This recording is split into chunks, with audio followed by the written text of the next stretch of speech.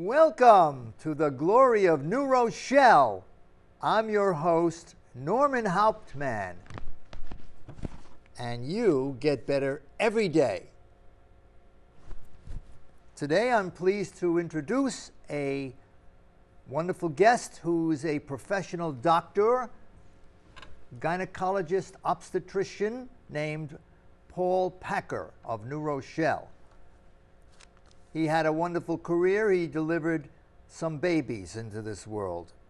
Gynecology, obstetrician.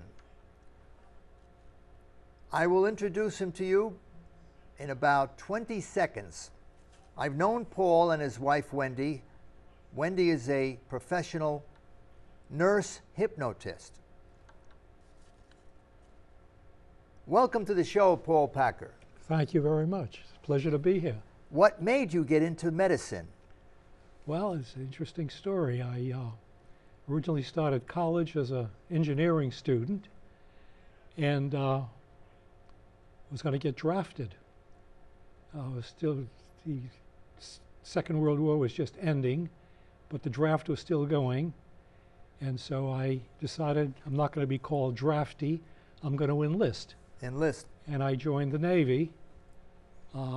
And they asked you if there's any particular school you would like, and I said, yes, since I was an engineering student, I would like to become an electronic technician. That would be a military school paid for by the government. I was in the Navy, and I asked for electronic technicians school, and when I got my orders, it said hospital corps. I was devastated. I'd heard being a hospital corpsman was a terrible job. And at that time, I had coincidentally met a man named Johnny Lujack, who was the Heisman Trophy winner at Notre Dame in 1943.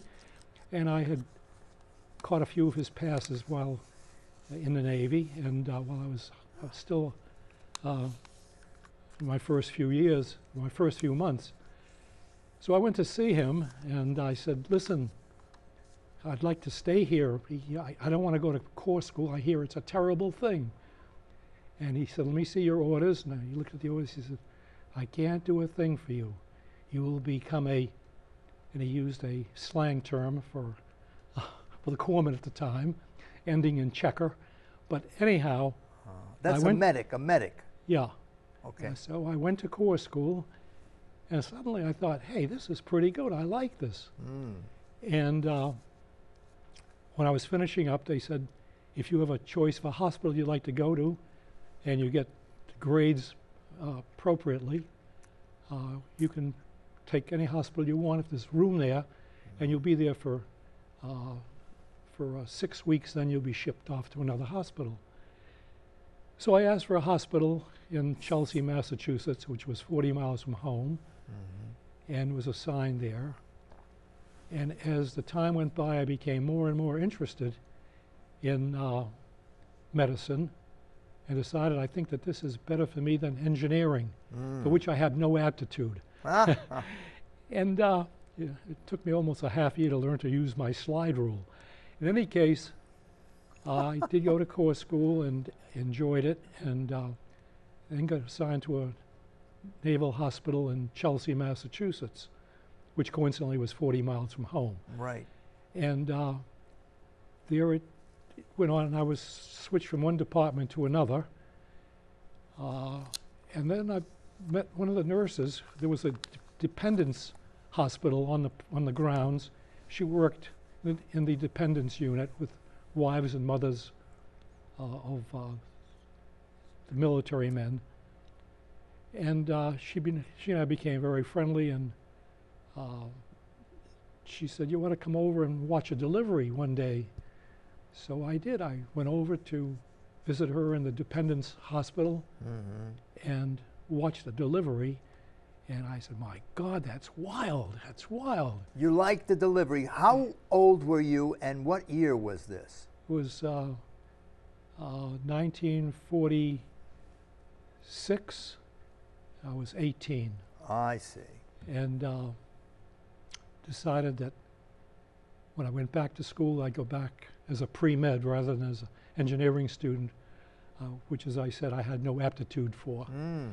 And I've enjoyed my schooling, I've enjoyed my work, and it's a wonderful thing when you can get up in the morning and you enjoy going to work. That's so good to hear, Paul. How many babies approximately had you delivered professionally? Oh, I was doing, at the peak of my career, I was doing 20 to 25 deliveries a month. Mm. And I don't know how many years, but it was, they were up in the early thousands, I think, that I delivered. We'll have to get a statistician. Now, here's a question I'd like to ask you. Did you see any of the babies you delivered later on? Yes. The mothers used to come in for their visits and bring the babies. Mm-hmm. And as the babies got older, they continued bringing them. Oh. So I saw them when they were already starting school, Oh. and it was very nice. It was good to see these kids growing up and what they turned out to be. Were any of them intentionally named after you? Not that I know of. I think there was one Mm-hmm. that I recall, but I don't know if there were others. Okay, well, it's not a typical thing after all. Now, here's a partly humor question. Did you ever deliver the wrong baby? I'm not sure what that question means. I always delivered the baby from the mother that was on the table, but I don't know about a wrong baby. Well, this is not a perfect question. Basically, what that really refers to is the baby was accidentally switched after being born. But you could not deliver the wrong baby, obviously. But what was the biggest surprise upon delivery of any kind that occurred in your medical career? Well, the biggest surprise was twins. Triplets, I'm sorry. Yeah. I delivered twins, and then all of a sudden, I said, my God, I think there's another baby in here. Uh-huh. So it was a triplet. It was anticipated to be twins. Yeah. They didn't have the... Somehow or other, it didn't show up in the x-rays. Oh, my goodness. And when it was over, it was the third baby. Were they identical, do you remember? No. They were not. What was this gender? I think two of them were identical and the third was not. Oh, so a mother could conceive of identical twins plus a third one not. That's because of the way the egg splits. It's the way the egg splits. Right. So you get your identical twins, and then you have another egg that's laying there. Well, you know that it somehow reminds me of an expression, that's the way the cookie crumbles. Yeah. But doesn't God work in wonderful ways? He does. He does.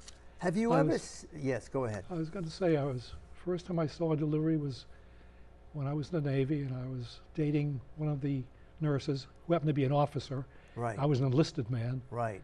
We didn't talk about it. We didn't say And that. she happened to be working in the dependence unit, the dependence hospital, Right. which was another building. And she said to me one day, did you ever see a delivery? I said, where am I going to see a delivery? She said, I'll call you when we have one. That's And wonderful. she called me one night. She said, come on over. We're having a delivery. So I ran over to the dependence hospital, and I watched this delivery. I could not believe this scene. It was astounding. It was absolutely astounding to watch this baby come out. Paul, I couldn't watch that scene when it was shown to me as a firefighter on film in the firehouse. I couldn't watch it because I didn't want to see it. It was too raw. It was too... Probably I would be okay to see it, but we had exactly the opposite views of seeing that. That was the first time you had seen a birth.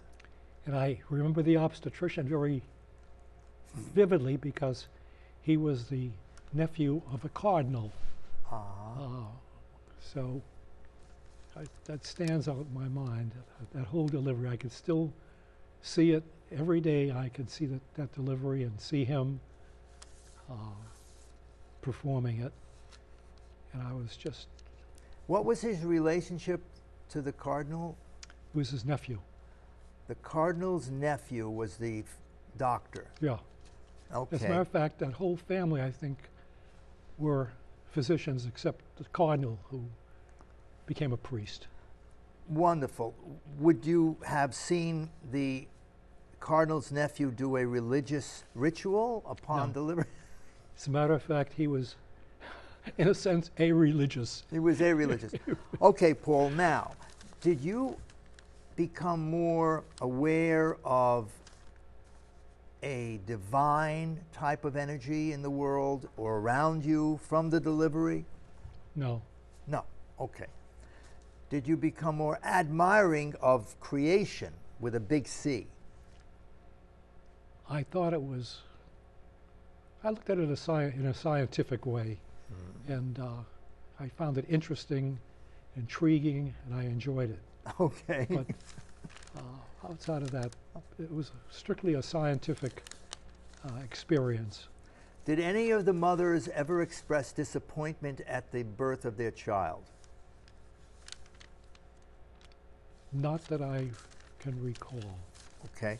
Now, when you became a applicant to medical school, there were perhaps 1,000 applicants to medical school, and how many were accepted out of the 1,000?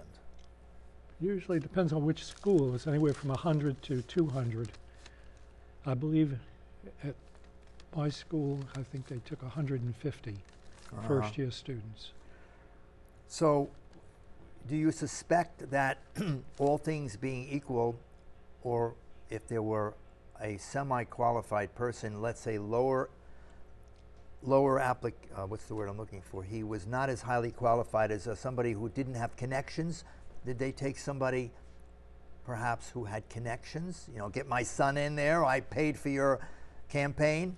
There's none that I knew of. But that works in the real world. So we're coming along with this interesting show, and we have here Paul Packer, doctor, retired gynecologist, obstetrician, whose main professional career was in New Rochelle, New York. And we've talked about things that you may always wanted to know in your life. Paul's illustration of the birth of twins and the unexpected arrival of a third child in that delivery.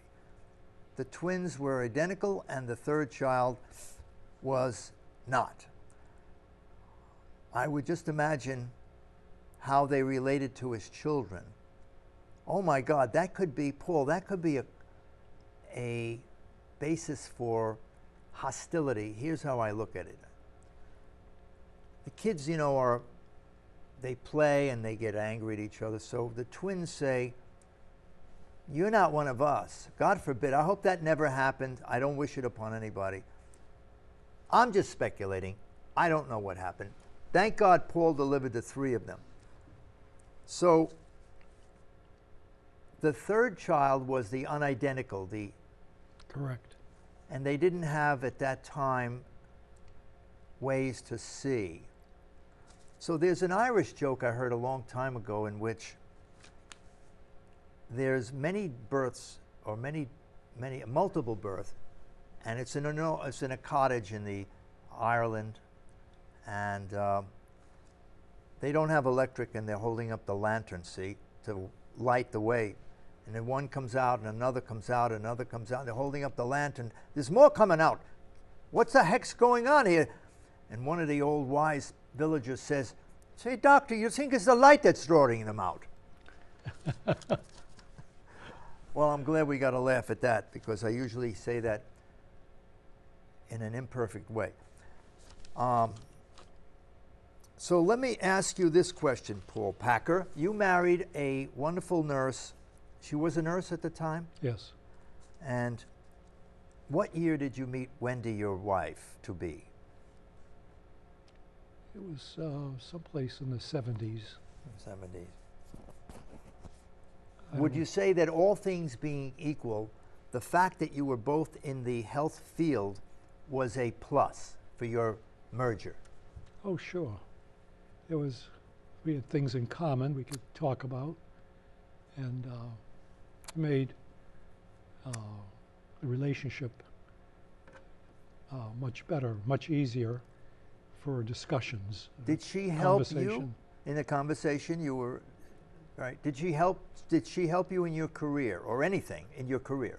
Yes, well, she worked in my office, which was a big help, Uh-huh. and she did a lot of things that an office assistant usually doesn't do.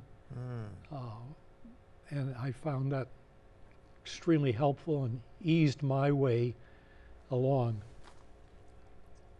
And we had things to talk about. There are some couples who just have nothing to talk about after a while. And but we always had great discussions.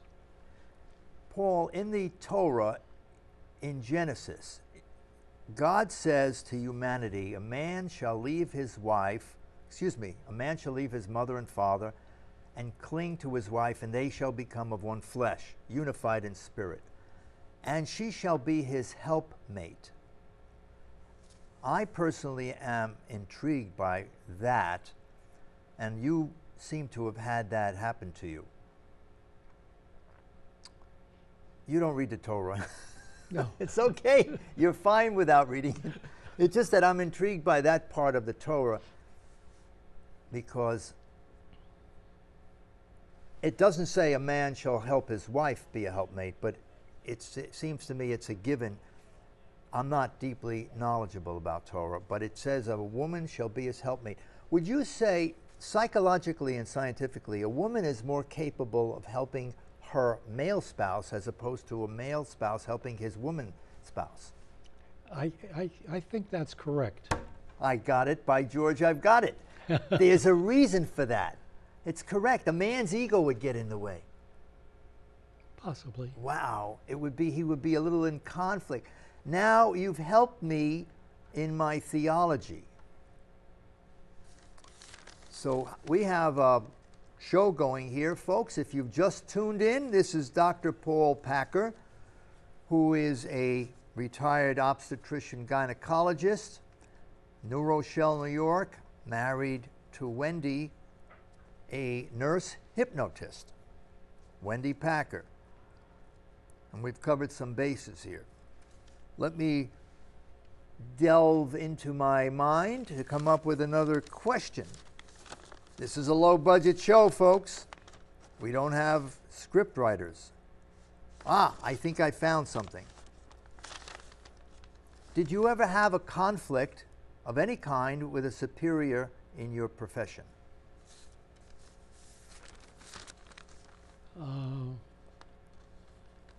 There must have been, but I can't think of any offhand. But I'm sure there must have been.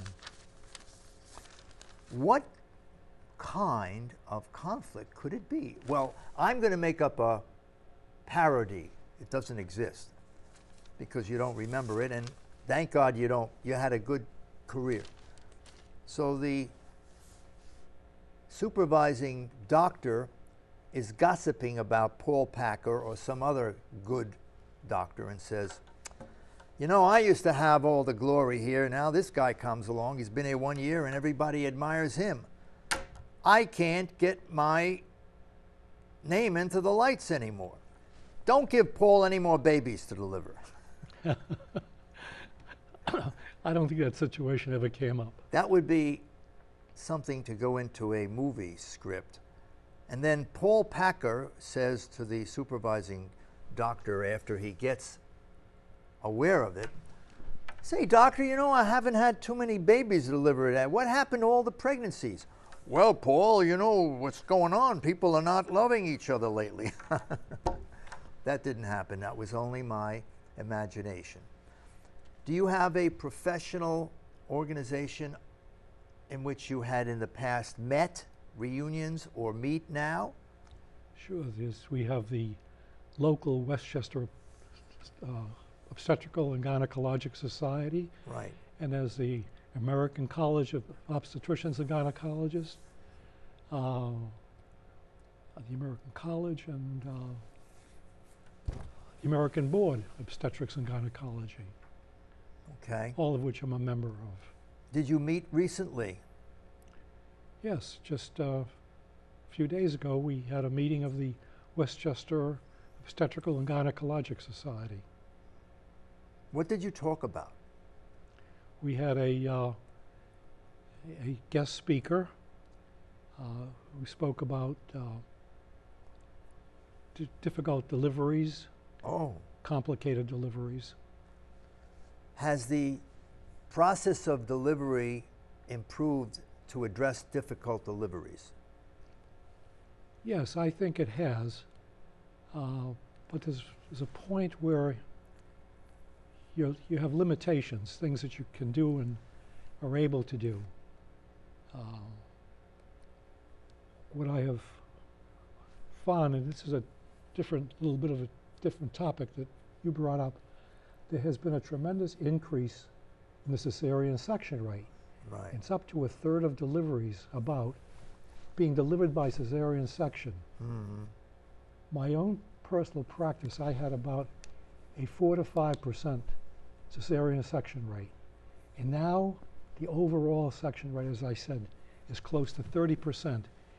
Unfortunately, I would have to blame a good bit of that on to the legal profession.